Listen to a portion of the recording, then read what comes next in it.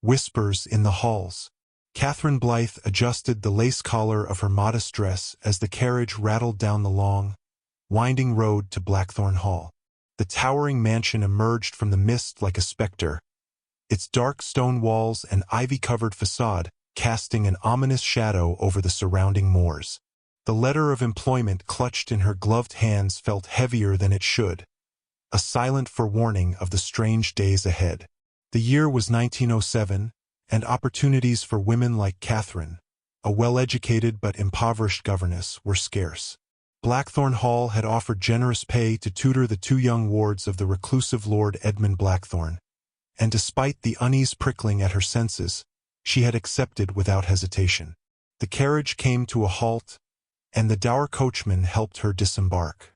Before she could ask questions, he tipped his hat and rode off, leaving her standing before the massive oak doors. A housekeeper appeared moments later, her face pale and pinched, and led Catherine inside. The entrance hall was as grand as it was oppressive, with a sweeping staircase and dark wood paneling that seemed to absorb the flickering light of the gas lamps. "Lord Blackthorn will meet you tomorrow," the housekeeper said curtly. "Your quarters are upstairs. Supper is at 7. Do not wander the halls after dark." Before Catherine could respond, the housekeeper hurried away, her skirts swishing against the stone floor. The vanishing servants. Catherine met the children, Lily and Edward, the next morning in the sunlit nursery. They were quiet but well-behaved, their pale faces and solemn eyes hinting at a life of isolation. Despite their reserved nature, Catherine grew fond of them quickly, finding solace in their daily lessons and innocent laughter. But beneath the surface of her routine, unease lingered. The servants were a sullen, tight-lipped group who avoided eye contact and spoke only when necessary. Catherine noticed absences, too, maids and footmen who disappeared without explanation. When she asked about them, the housekeeper would mutter about new opportunities before quickly changing the subject. One evening, as Catherine prepared for bed, she heard soft, muffled sobbing from the corridor. She opened her door cautiously, peering into the dimly lit hall. "Hello," she whispered, her voice barely carrying over the sound. The sobbing stopped abruptly, replaced by the creak of floorboards. Catherine's pulse quickened as a shadow darted across the end of the corridor. Grabbing a candle, she stepped out, her heart pounding in her chest. The hall was empty, a discovery in the attic. The days passed, each one steeped in an oppressive atmosphere Catherine couldn't shake. One afternoon, while the children napped, she ventured to the attic. She had heard rumors from the kitchen staff about strange noises coming from above. The attic was a cavernous space filled with forgotten relics of the Blackthorn family's past, dusty trunks, faded portraits, and broken furniture. As Catherine sifted through the clutter, her foot caught on a loose floorboard. Kneeling, she pried it open, revealing a hidden compartment. Inside was a stack of letters bound with a fraying ribbon. The letters were addressed to various members of the Blackthorn family, spanning decades. They spoke of disappearances, maids, stable boys, even tutors, vanishing without a trace. The final letter, dated 1885, was a desperate plea from a former governess. "I fear for my life. The halls of Blackthorn whisper secrets, and the shadows grow darker each night. Should I vanish, know this. The truth lies beneath." Catherine's blood ran cold. The truth beneath? What could it mean? The forbidden wing. Determined to uncover the mansion's secrets, Catherine decided to explore the forbidden West Wing, a part of the house that had been sealed off for years. That night, long after the household had gone to bed, she crept through the halls, her candle flickering in the draught. The West Wing door was locked, but the governess had found an old key among the attic's contents. With a trembling hand, she turned the key and pushed the door open. The air inside was stale, carrying a faint metallic scent. The corridor was lined with portraits of Blackthorn ancestors, their painted eyes following her every move. At the end of the hall, she found a heavy wooden door slightly ajar. Inside was a room that made her stomach churn. The walls were covered in strange symbols etched into the stone, and the floor bore a circular pattern that looked like some sort of ritualistic marking.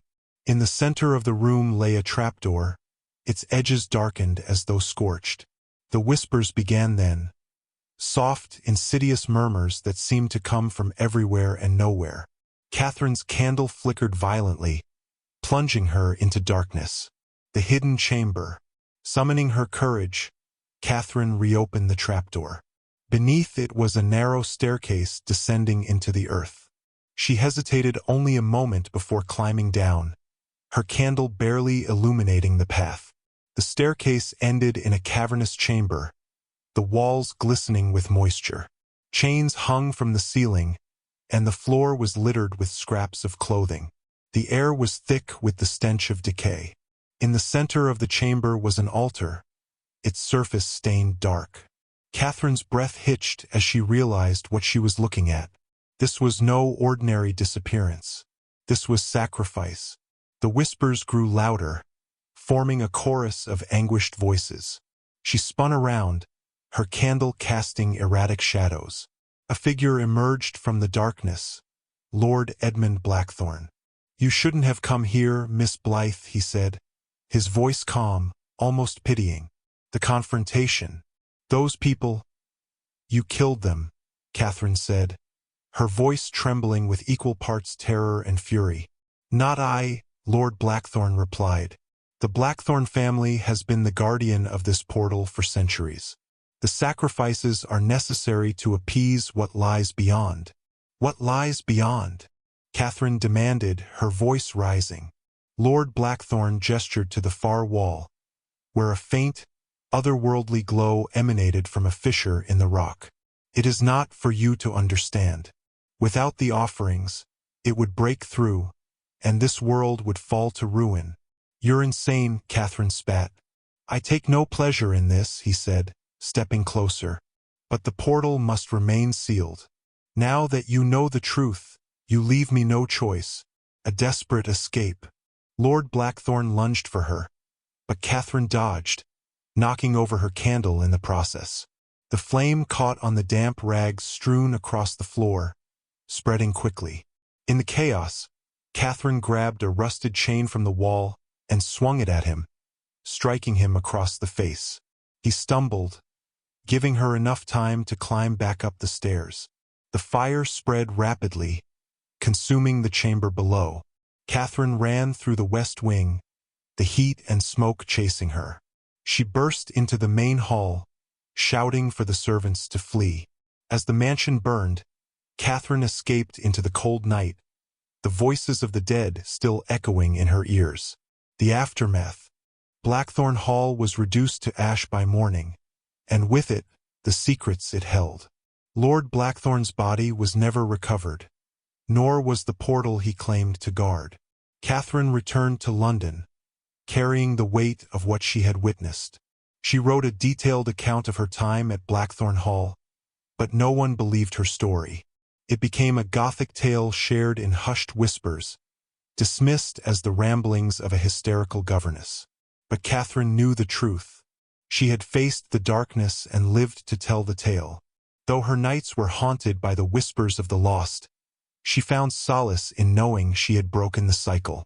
In the shadow of the city, she vowed never to let the secrets of Blackthorne Hall be forgotten.